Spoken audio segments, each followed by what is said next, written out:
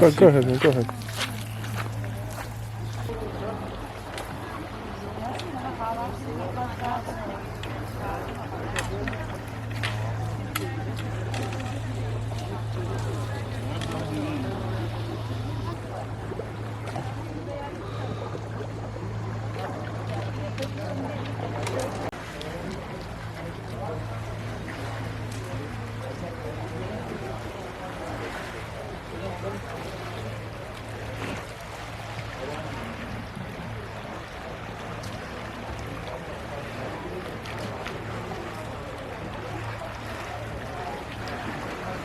So these are the ladders that would have been at the end of the pier or the jetty during the summer months. They've obviously pulled them up because it's off season now. And here's your bar that would have been opened with bartender and all, probably filled with drinks. Let's see if there's any more drinks in there. A lot of empty bottles. Good old Effie's malt, it's what I've been drinking over the last few days, last few weeks to be honest. And we have an empty fridge that's locked. Why would you lock an empty fridge? And right behind me, you have your showers, freshwater showers. So that you make a clean break.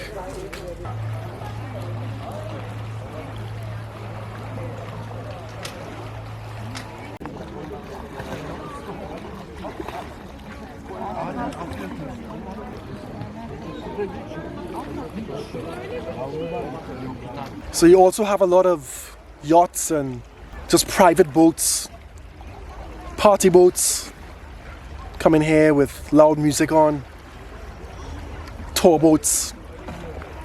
They dock here to enjoy the clear blue Aegean Sea, while the folks on board could look up at the mountain and totally relax. Ağustos'ta yok vallahi. Böyle güzel bir yer.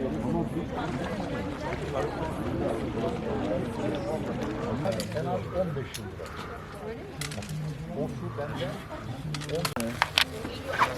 Onlar var mı? Yok, aşkının var.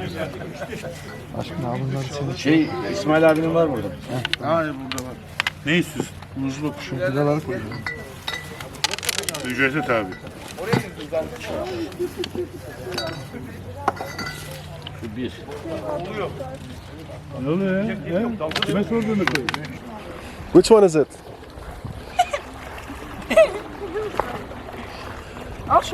Do you speak English?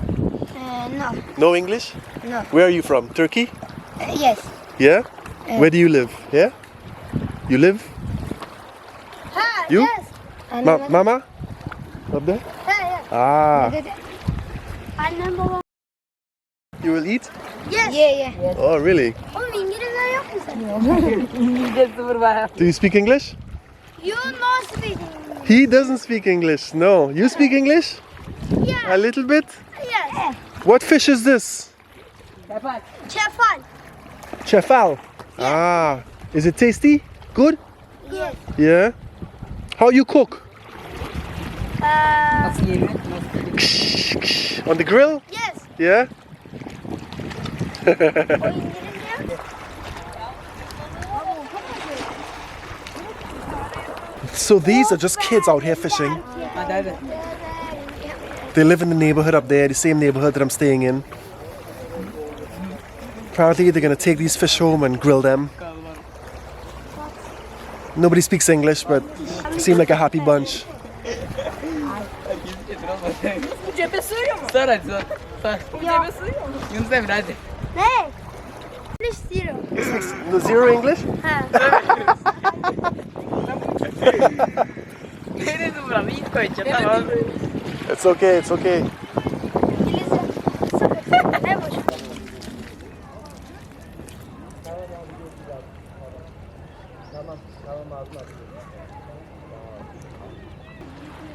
So the lovely lady here is telling me that there's a Bodrum Cup happening which is a sailboat competition. I'm not sure where it starts or where it ends, but that little dinghy seems to be carrying all or tugging all the sailboats towards the start position.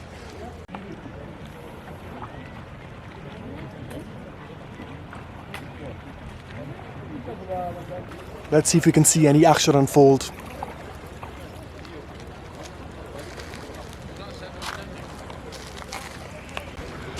Dur. Hayır. Ya bir dakika dur.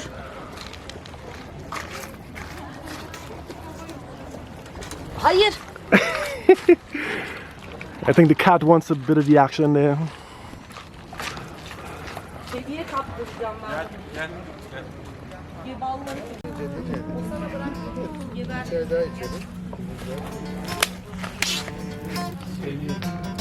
İto.